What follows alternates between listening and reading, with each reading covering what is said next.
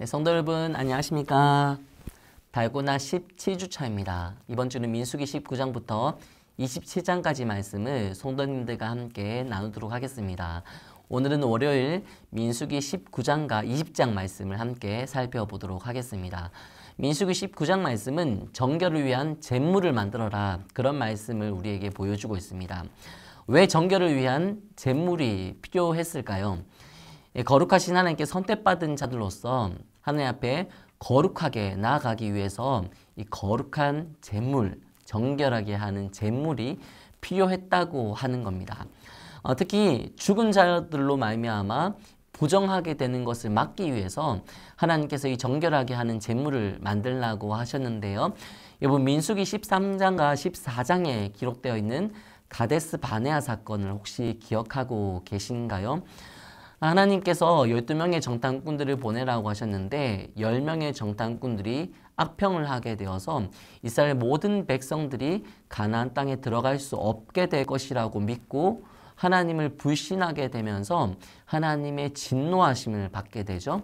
그래서 이 출애굽 1세대가 다 가나안에 들어가기 전 광야 40년 동안 행군하면서 모두 다 죽을 것이고, 출애굽 2세대, 그러니까 출애굽한 그 다음 세들이 가나안에 들어가게 될 것이다, 그런 말씀을 하나님께서 하셨죠.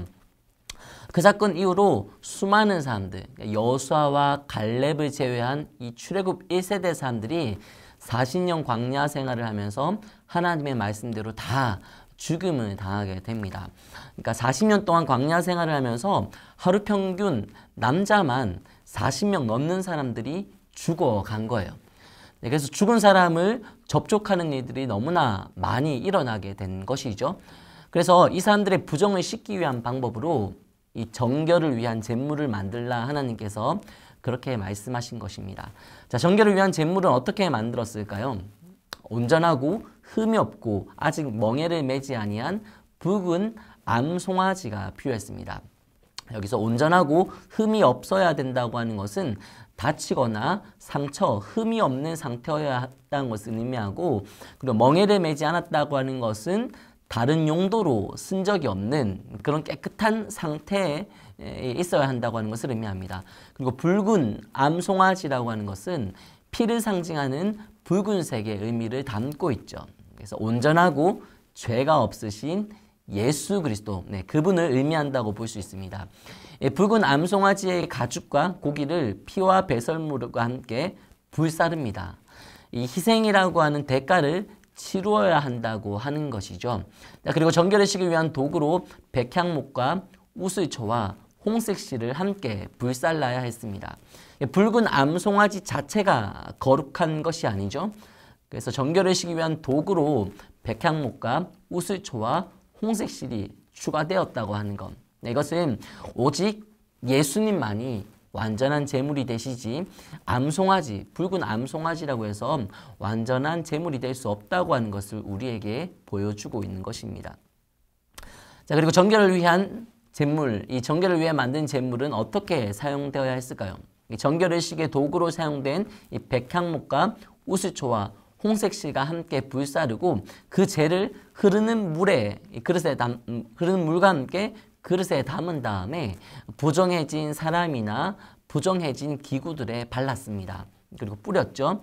그래서 이것은 예수 그리스도의 보혈로 말미암아 정결하게 되고 깨끗해질 수 있다고 하는 것을 예표하는 사건이다. 여러분 그렇게 볼 수 있습니다. 오늘 본문 19장 말씀 우리에게 주는 교훈을 정리하자면, 우리는 죽음을 피해갈 수 없는 자들로서 부정한 자들이라고 하는 겁니다. 그 당시에 수많은 사람들이 죽어나가는 그런 장면을 목도한 사람들이, 그리고 그런 사람들과 함께 있었던 사람들이 다 부정한 자들이 되고 말았죠. 우리 역시 죽을 수밖에 없는 부정한 자라고 하는 것을 기억해야 합니다.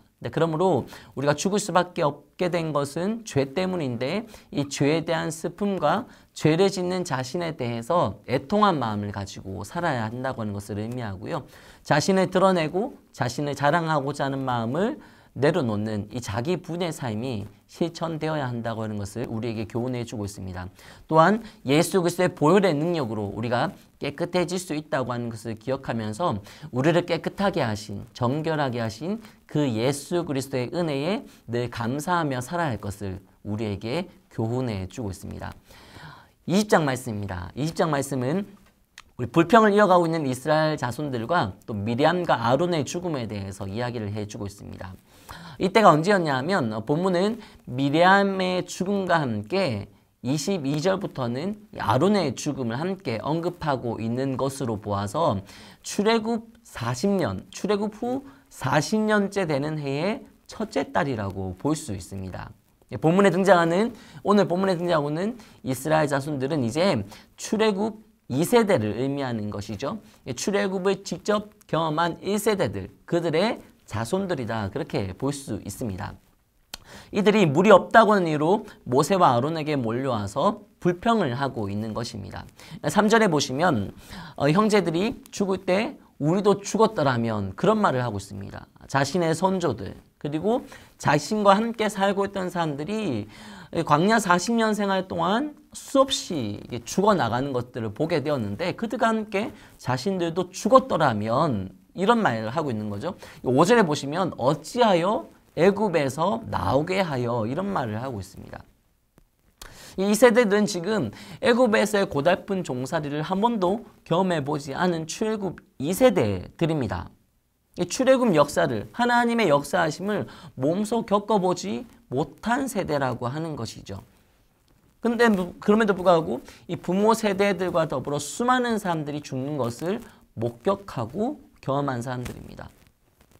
여기에 보면 이들이 전혀 하나님의 은혜를 경험하지 못한 자들로서 불평하고 있는 모습 보여주면서 이 부모 세대에게 책임이 있다고 하는 것을 우리에게 알려주고 있죠.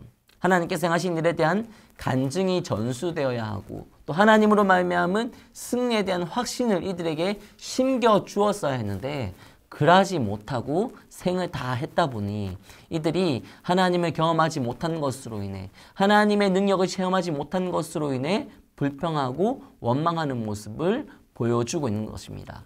마치 그들의 아비들이 그랬던 것처럼. 이 불평하는 이 백성들에 대하는 모세와 아론의 모습을 뒤이어서 살펴볼 수 있죠. 먼저 그들은 회막 문 앞에 엎드렸습니다.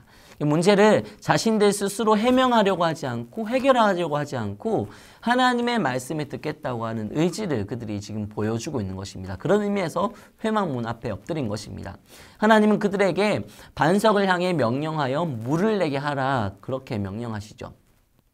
네, 이것은 모세와 아론으로 말미암아서가 아니라 하나님으로 말미암아 문제가 해결될 것임을 암시하고 있는 말씀입니다. 자, 그러나 모세는 반석을 향해 명령하지 않습니다. 하나님께서 지시하신 대로 명령하지 않고 반석을 2번 쳐서 물이 나오게 합니다.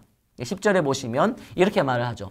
반역한 너희여, 우리가 너희를 위하여 이 반석에서 물을 내랴. 이것은 불신하는 백성들에 대한 모세의 분노를 의미하는 것이죠. 네, 결국 하나님은 모세와 아론이 백성들을 가나안 땅으로 인도하지 못할 것이다. 너희도 가나안에 이르지 못하고 죽게 될 것이다. 그런 말씀을 하십니다.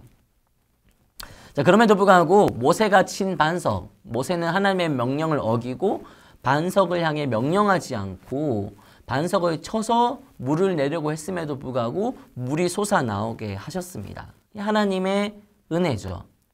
하나님의 공의로우심과 더불어 불순종한 죄에 대해서 분노하시지만 그러나 동시에 사랑과 자비의 하나님으로서 백성들의 필요를 아시고 채우시는 하나님, 그 하나님을 드러내 보여주고 있는 것입니다. 자, 14절부터 보시면 이제 에돔 땅을 지나가려고 했는데 에돔 왕으로부터 거부당했다라고 하는 말씀이 기록되어 있죠. 모세는 힘과 권력을 이용해서 협박할 수 있었습니다. 위협할 수 있었지만 그러나 자신들을 보내 정중하게 에돔 땅으로 지나갈 수 있기를 위해 부탁했지만 이 모세의 요청은 거절당하고 말았습니다. 하지만 모세는 백성들에게 했던 것처럼 분노하지 않고 순순히 그 자리에서 돌아섭니다. 22절 말씀부터 보시면 아론의 죽음이 기록되어 있죠. 원인은 초두에 기록된 말씀, 그러니까 무리바 물에서 반석에게 명령해서 물이 나오게 하라고 하는 그 하나님의 명령에 말씀에 불순종했기 때문에 진노하심으로 말미암아 아론이 죽게 되는 장면입니다. 아론의 아들 엘리아살이 대신하여 대제사장이 되어 사명을 이어가게 되죠. 인생의 끝까지도 주관하시며 그 인생 이후의 삶까지도 책임지시는 하나님의 섭리가 이어지고 있는 장면입니다. 자, 우리 10장 말씀을 통해서 얻을 수 있는 교훈을 정리하자면 우리 자녀 세대들에게 하나님을 향한 분명한 믿음을 전수하는 그런 앞선 세대들이 되어야 한다고 하는 것, 그런 선조들이 되어야 한다고 하는 것을 우리에게 교훈해 주고 있고요. 그리고 둘째로는 하나님만을 드러내는 자로 살기 위해 자신의 혈기와 감정, 분노를 다스릴 수 있어야 한다고 하는 겁니다. 세 번째로는 이 죽음까지도 하나님의 뜻과 하나님의 섭리 안에 있다고 하는 것을 기억하며 하나님을 향한 믿음을 죽을 때까지 이어가기를 위해 기도해야 한다고 하는 것입니다. 오늘도 이 하나님의 섭리 안에서 여러분 승리하시며 살아가시는 복된 하루가 되시기를 간절히 소망합니다. 감사합니다.